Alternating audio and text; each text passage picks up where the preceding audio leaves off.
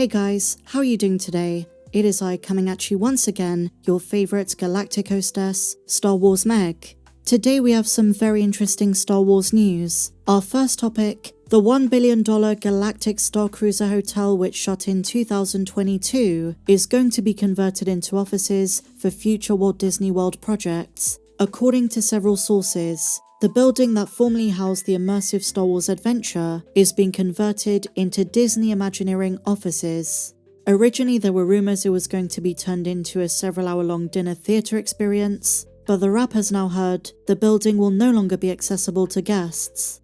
But moving on to our main topic of the day, Leslye Headland, the showrunner of The Acolyte, has opened up about the cancelled show for the first time in 2025.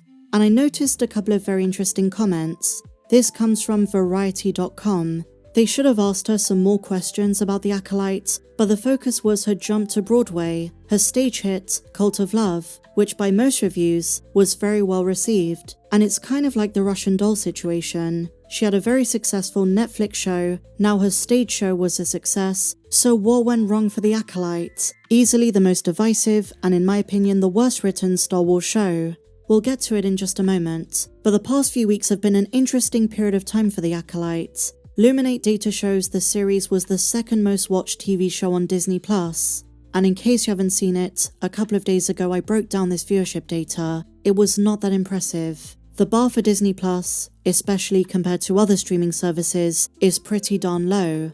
But following that news update, a few of the actors on the show, including Leslye Headland's wife, Rebecca Henderson, who played Vanessa Rowe, took to social media to demand a second season. But we know Disney and Lucasfilm are not going to do it. They're not going to spend that kind of money again. But one person who's been very quiet is the showrunner herself, Leslye Headland, and now for the first time in 2025, she's decided to share her thoughts and reflections about working on the High Republic series. So, what did she say? For one thing, she regrets nothing. The opposite, she's very grateful for the opportunity, and describes The Acolyte as a love letter to her teenage self. A teenage dream, she says. But, interestingly enough, the experience made her want to temporarily walk away from the TV industry. And she says, I was very exhausted, I felt really depleted, and so right after finishing The Acolyte, she jumped onto Broadway, and as the article says, the two are very different beasts. And you know guys, her response is very on par with other interviews she gave, especially last summer. She put a lot of her own personal experiences and trauma into The Acolyte, something which Star Wars fans criticized. An overwhelming response has been that while it's natural for writers and showrunners to put a bit of their own personality into the arts they're making, when it comes to Star Wars, you have to respect the lore and the audience above all else, the rules of the galaxy. But reading some of this, I have to wonder how much interference there was between her vision and the final product. Was there a lot of interjection from higher-ups? Outside of The Acolyte, outside of her work on Star Wars, just like Rian Johnson, with Knives Out, Glass Onion, Looper, Leslye is someone who's worked on highly acclaimed stuff, and she can evidently write a cohesive story. So what happened with The Acolyte? Is this a case of a creative being too selfish with their creative direction? Or maybe, even though she's a Star Wars fan, just wasn't the right fit as a writer for a Star Wars show? I think this comment puts it best. I think the entire Star Wars franchise has been mismanaged in recent years, and The Acolyte is just another example of this. The story, while derivative, wasn't a bad story. The main character was just not that interesting. All the cool things the fans wanted to see more of just weren't there. Also, with a show named The Acolyte, you'd think it would show more about the Sith, and less about the internal Jedi drama. Really big fan of the exploration of the Sith hierarchy in Legends, so I was hoping for more of that in the High Republic, a century before the Phantom Menace. So returning to Leslye Headland, she then talks about wanting to create a project about the Sith, and says this: one of the reasons I was excited about working on a Star Wars project was because nobody wakes up and wants to be the bad guy. The average person does not sink into addiction, or obsession, or dangerous cycles for fun. But across the entire interview, she obviously didn't want to reminisce about the cancellation, and to me it sounds like she just wants to move on. And she talks about the legacy of Hollywood, and working your way up.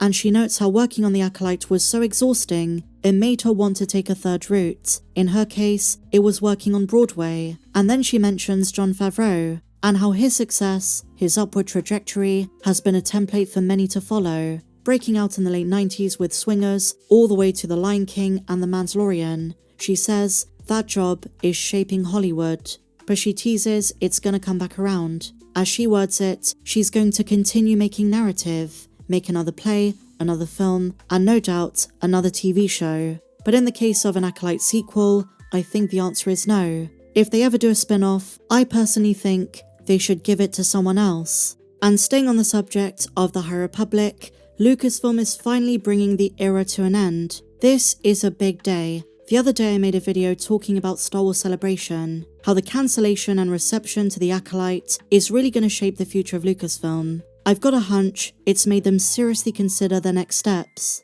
And a few months ago, I think it was just after The Acolyte finished, I made a video talking about the success, or lack thereof, of the High Republic Publishing Initiative. And while there are definitely dedicated readers, and while there is varied quality across the different phases, from what I've read, some are good, others very average, but it generally wasn't my cup of tea, wasn't my Star Wars. I didn't find the Jedi conflict with the Nihil engaging enough. But the era definitely shows the Jedi's flaws, and this has been an interesting facet of the High Republic. That being said, in terms of copies sold, I would certainly not deem it a success by any measure. And so now, Star Wars The High Republic is ready to take its final bow. So what is going to be the new focus of Lucasfilm Publishing? Well, at Star Wars Celebration in London, they showed on the banner of Canon time periods, the Old Republic, very popular in the Expanded Universe, in the KOTOR games, the Old Republic game, the Incredible novels, but they've not explored it in canon. I wonder if this year at Star Wars Celebration, they're going to announce the next publishing initiative is going to be the Old Republic. But it is worth noting, from what I've seen, Old Republic fans are divided on this. Some of them don't want Disney touching their beloved characters, Bastila Shan, Revan. So if they go ahead and do that, are they going to expand the world of the Old Republic, make it more enticing and interesting, or could they dilute it and ruin it for some fans? But returning to this, the High Republic reaches its conclusion this summer in Charles Soule's Trials of the Jedi. This is really it. It's a do-or-die mission. I'm by no means an expert of the High Republic. I don't like to say I'm a George Lucas purist, I wouldn't use that term, but Lucas-era Star Wars is definitely my specialty. I'm a prequels girl. Everyone's got different tastes. If you like the High Republic, more power to you, but it just wasn't for me.